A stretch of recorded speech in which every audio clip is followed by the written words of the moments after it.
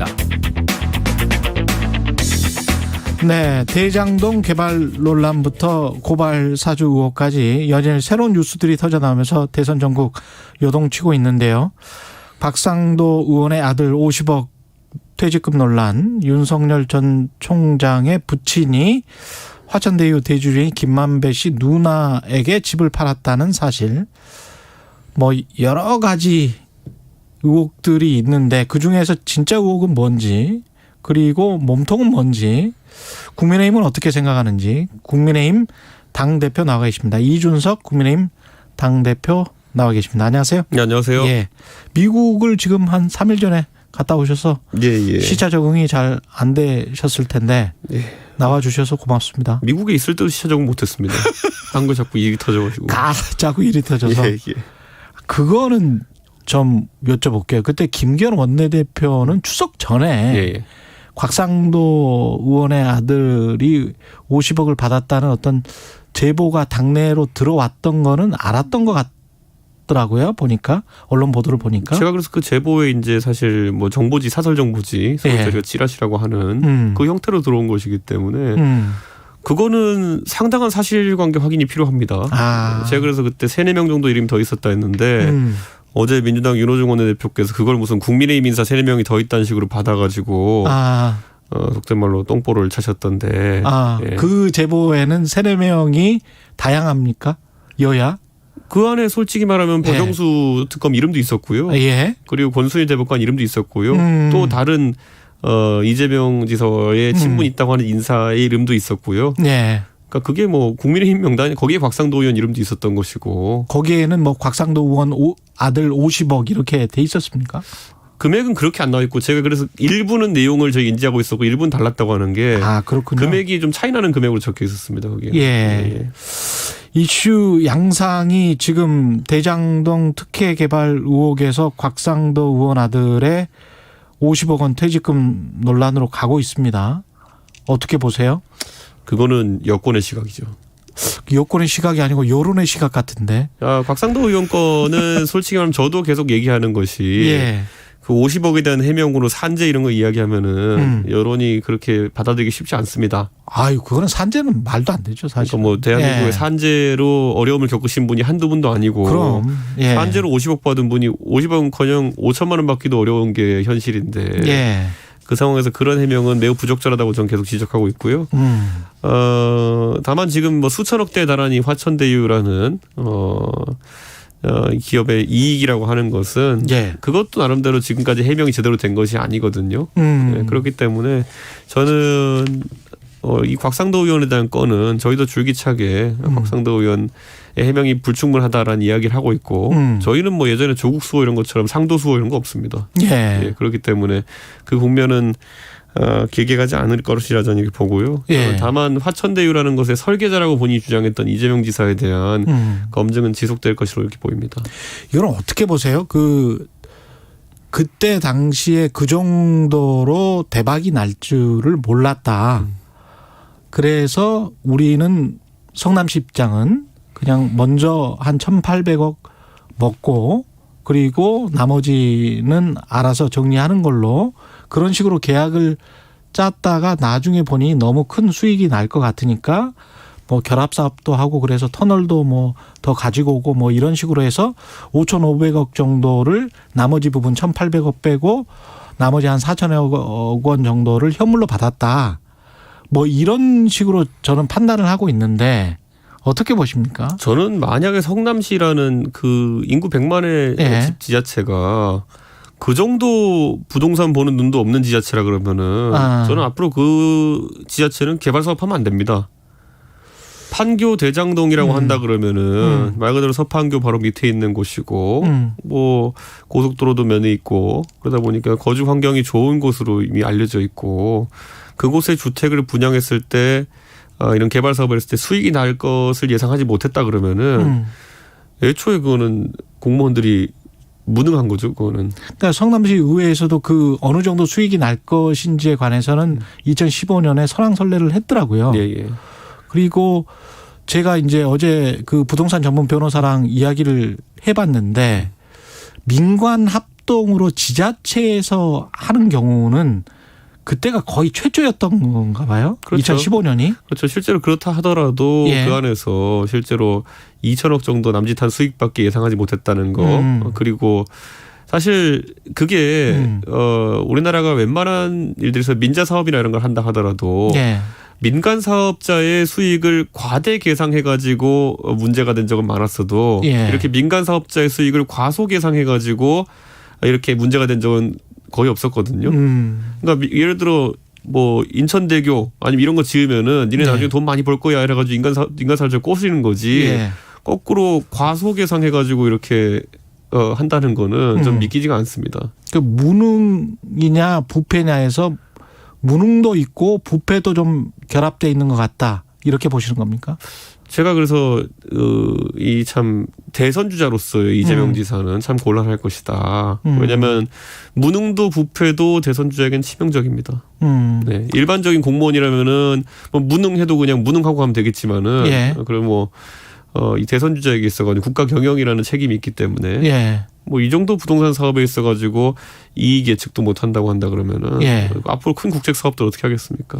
그래서 이 사업에서 이재명 당시 성남시장은 무능했다 이렇게 생각하시는 거고. 옛날에 매번 보시면은 예. 그 민주당이나 이런 곳에서 그 맥쿼리나 이런 곳에서 민자사업 투자하는 걸 이렇게 보면은 민간 사업자에게 과대 이익을 보장해 준 거 아니냐. 연 10% 가까이 지금 실제 그때 그런 것 때문에 그랬었죠. 맨날 공격했거든요. 무능 프레임으로. 예. 그러니까 저는 최소 이제 무능은 여기에 들어가 있다. 최소 무능은 들어가 있다. 예. 부패는 어떻게 보세요? 근데 이제 이게 일반적인 무능의 범주를 넘어서는 거거든요. 아까 예. 맥쿼리 몰아주기 같은 것도 예. 아니 어떻게 돈 넣고 10%를 받아갈 수 있냐 뭐 이런 거거든요. 근데 11,000% 이런 거는요. 11만 프로 이런 거는 아니 근데 그거는 자본금 대비는 조금 좀 무리한 계산이고. 맥쿼리 그런 거 하면 좋아할 겁니다. 그 MB 때 만약 예. 맥쿼리가 그런 거 해봤다고 보십시오. 예. 보면은 난리 났을 겁니다. 다리를 지었는데 수익률이 예? 자본금 대비 10,000% 난다 이러면은 글쎄요. 그거 굉장히 정치적 스캔들이었을걸요. 근데 부패 냄새가 양쪽에서 나는 거는 지금 사실이단 말이죠.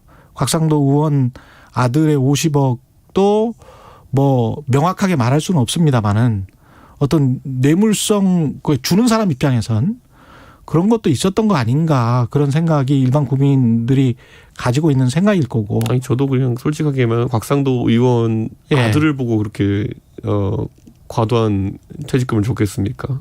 그건 저도 당연히 그건 국민들이 생각하는 바와 비슷하게 생각하고요. 비슷하게 생각하시죠. 예. 네. 그러니까 상식적이고 합리적이어서 저는 이준석 대표랑 이야기하는 게 좋아요. 근데 이제 그 관련해서 다른 사람들 지금 뭐 당장 유동규 씨 같은 경우는 휴대폰 전화번호를 이제 전화를 던졌다는 거 아니에요? 네. 그럼 유동규 씨도 뭔가 이제 감추고 싶은 게 많다는 거잖아요. 그렇죠. 그리고 뭐 휴대폰을 밖에 던진 것도 있지만은 사실상 화천대유 관계자들이 압수수색 전날 밤새워서 뭔가 일을 한 정황이 있다는 거 아니겠습니까? 네. 압수수색이란 건 그냥 전격적이어야 되는데 네. 어떻게 그 전날 밤에 다 그렇게 긴급히 작업을 할 수 있는지 저는 야당 입장에서 그것도 약간 의아스럽습니다. 그리고 정작 압수수색하러 갔더니만 9시에 화천대유 직원들이 출근을 일찍 안 해가지고 예. 협조가 잘 안 되고 뭐 이런 정황은 뭔가 검찰이 속 시원하게 수사하지 않고 있다는 그런 느낌을 좀 받습니다. 근데 김만배 씨가 전반적으로 보면 굉장히 많은 검사장, 검찰총장, 대법관 출신들 쫙 이렇게 영입을 하잖아요. 네. 고문으로. 너무 지나치게 많이 아주 특이하게 영입을 하는데 그런 상황에서 윤석열 당시 지검장 부친의 집을 김만배 씨의 누나가 매입을 한단 말이죠. 그 윤석열 전 총장은 몰랐을 수도 있는데 김만배 씨가 손을 뻗쳤을 수도 있다는 생각은 들거든요. 저는 아직까지는 그런데 이제 주택 구입에 대해서 예. 진짜 뭐 공인중개사 분이 하시는 말씀을 들어봐도 이 중개 자체는 뭐 그냥 일반적인 중개 과정과 비슷하다 이런 증언이 있기 때문에 이건 좀 더 봐야 되는데 아직까지는 의혹이 성립할 만한 내용은 아니라고 좀 이렇게 봅니다. 예를 들어서 이 주택이라는 것도 예. 서울에서 이 대지 면적이 넓은 단독주택에 거주하는 분들이 하면은 어느 정도 사회적 지위가 있는 분들이거든요 보면은. 그렇죠. 네, 그리고 예. 예를 들어 제가 만약에 돈이 많아가지고 예. 저는 그럴 돈이 없습니다만은 성북동에 가서 저택을 산다. 성북동 같은 거 사면 어디에 사도 아마 기업 회장님이랑 결부가 돼 있을 겁니다. 네. 그렇죠. 그러니까 이 예. 서대문구 일대에 이제 예. 있었던 윤석열 총장 부친의 자택 같은 경우에도 아마 그 주변에도 이제 그런 어떤 대지가 100평 가까운 그런 주택에 물론 윤석열 총장 측은 그 집을 취득해서 몇십 년째 살아오고 있기 때문에 뭐 투자 목적으로 구매한 것도 아니고 예. 그런 집들 같은 경우에는 어느 집을 구매한다 하더라도 뭐 한 달이 건너면 다들 알만한 분들이 살지 않을까 예. 그런 생각을 합니다. 예. 근데 이제 윤석열 후보 같은 경우는 저도 그 사건은 별 사건이 아니다라고 속으로 생각을 하고 있는데요. 예. 그 대검이 총장 장모를 변호한 듯한 그 문건 있잖아요. 예. 이거는 좀 심각한 문제라고 보거든요. 저는 그 만약 공조직이 어쨌든 총장의 뭐 직무 수행에 대한 것에 대한 변호 정도를 예. 했다고 한다면 그건 뭐 이해가 가려는 부분이겠지만은 당연히 사인이 변호사비를 쓰고 해야 되는 그런 부분에 대해서 공조직이 움직였다 그러면은 저는 그건 좀 이상하다 이런 생각을 하게 됩니다. 예. 그런데 이번에 해당 언론사가 상당히 장기간 그 문건을 공개하지 않다가 이번에 공개하게 됐거든요. 그래서 좀 저는 대검 측의 해명이라는 걸 좀 들어봐야 될 것 같습니다. 그 당시에 예. 어떤 연유로 그런 문건을 작성했는지 같은 경우에는. 예. 이 화천대유의 검사장이랄지 정관들 특히 이제 검찰 쪽이 많이 나오고 그다음에 홍준표 후보도 사실은 검찰 개혁과 관련해서 대부분의 수사는 경찰이 받는 식으로 공약을 발표를 했단 말이죠. 근데 특이한 점은 윤석열 후보는 검찰 개혁과 관련해서 사실은 뭔가 말을 해야 되는 입장인데 전혀 말을 안 하고 있어요. 이거는 어떻게 봐야 됩니까? 화천대유와 관련해서도 그 정관들이랄지 이런 뭐랄까요 법적 카르텔이라고 이야기하지 않습니까? 그러면 그 부분과 관련된 것들 그다음에 홍준표 후보도 말한 검찰 개혁과 관련된 부분들은 윤석열 후보 정도면 말을 해야 되는데 가타부터 말을 안 하는 거는 뭐라고 봐야 될까요? 아니, 윤석열 총장은 검수완박에 대해 가지고 반대하는 입장을 밝혔기 때문에 저는 입장이 없는 것은 아니다 이렇게 생각하고요. 네. 저는 이제 어떤 조직이 만약에 뭐 지탄받는 부분이 있을 수도 있겠죠. 네. 그런데 예를 들어 거꾸로 가보면은 박근혜 정부 시절에 세월호 터지니까 고심 끝에 해경해체 이거 가지고 그 당시에 또 그 당시 야당이 얼마나 비판했습니까? 그런데 지금 보면 검수완박이라는 거는 고심 끝에 검찰의 차 아닙니까? 네. 그러니까 이거 뭐 어차피 방향만 바뀐 것이지 결국에는 조직의 어쨌든 이런 운영에 대해 가지고는 뭐 그냥 정견들이 서로 다르게 있는 거다 이렇게 봅니다 저는. 그렇군요. 곽상도 의원은 어떻게 해야 한다고 보십니까? 제명 처리. 저는 근데 제명이라는 절차는 예. 저도 이제 당 대표로서는 제명까지 갈 수 있다는 의지를 밝히는 게 당연하고요. 네, 그런데 예를 들어 곽상도 의원과 의정 활동을 같이 오래 했던 우리 당 의원들을 설득하는 과정은 필요합니다. 네, 이게 곽상도 의원이 당을 위해서 예전에 공을 세웠던 것도 있고요. 네. 그렇기 때문에 당연히 그런 걸 고려해가지고 우리 당 의원들은 판단을 좀 하기 때문에 네. 저는 냉정하게 말씀드리면 저는 방향성은 제명까지 갈 수 있는 방향으로 계속 압박을 하겠지만은 우리 당 의원님을 설득하는데 시간은 좀 걸립니다. 이번에도 보면 하다못해 그 언론중재법 같은 경우에도 예. 민주당도 당내에서 설득이 실패하지 않았습니까? 중재안을 갖고 그런 것처럼 이 원내 의원들이 개입된 사안에 대해서는 의원님 한 분 한 분이 전부 다 개별적 판단하시기 때문에 예. 아무리 지도부라 할지라도 설득 과정이 필요하고 저는 그래서 송 대표님께 제안하고 싶은 것이 특검에 대한 지금 반대 기류가 이제 민주당 내에서 있는 것 같은데 화천대유 사건 관련해서 저는 이제 곽상도 의원의 좀 더 강한 그런 거취 표명 또는 강한 어떤 처분에 대해 가지고 제가 우리 당내 의원님들을 벌써부터 설득하고 있습니다. 그런데 그 송영길 대표께서도 아마 민주당에서도 이상민 의원님을 중심으로 해서 그런 이야기가 조금씩 나오는 것 같은데 대선 앞두고 오히려 신속하고 성역 없는 특검으로 이 화천대유 문제를 빨리 진상규명을 하자라는 주장에 조금 힘을 보태주셨으면 좋겠습니다. 민주당은 특검을 하면 오히려 시간이 끌어서 대선 이후까지 갈 수 있다. 그래서 반대한다. 뭐 이런 입장인 것 같은데요. 뭐 그건 항상 특검 반대하는 상투적인 주장이고요. 상투적인 주장일 뿐이다. 뭐 상설 특검대로 그냥 빨리 가게 되면은 그렇게 오래 걸릴 것도 없습니다. 사실 특검을 통해 가지고 중립적인 수사를 했을 때만 오히려 대선 전에 이런 의혹이 거치는 거지. 안 그러면 이 대장동 개발 관련해 가지고 검찰이 예를 들어 뭐 문제 없다는 결론을 내도 좀 잔영이 남을 것이고. 또 검찰 입장에서는 문제 있다는 결론을 내도 또 선거에 대해서 영향을 주는 것처럼 보일 테고 예. 아마 김호수 총장이 이끄는 검찰의 고민이 좀 많을 겁니다. 예전에 박근혜 대통령 때도 보면은 그 국정농단 때도 보면은 그때 사실 굉장히 특수본에서 세게 나왔거든요. 예. 그런데도 불구하고 국민 여론이 특검도 가야지 해가 특검도 가가지고 그래가지고 그때 이제 소위 말하는 윤석열 그 박영수 특검이 예. 박영수 윤석열 특검이 상당한 결론들을 냈던 거거든요. 예. 그러니까 저는 원래 이런 상황이 나오면 검찰이 열심히 하긴 합니다. 조금. 그런데 그것만으로는 중립성이나 이런 문제에서 국민들이 만족스럽지 못한 부분이 있기 때문에 예. 결국은 특검을 가야 되는 것이고 예. 그 부분에 대해서 이상민 의원님이 굉장히 적절하게 말씀해 주셨다 이렇게 봅니다. 아까 모두의 이재명 당시 성남시장이 무능했다면 네. 이재명 몸통설은 네. 그 상호 모순되는 거 아닌가요? 무능한 사람이 몸통이 될 수는 없잖아요.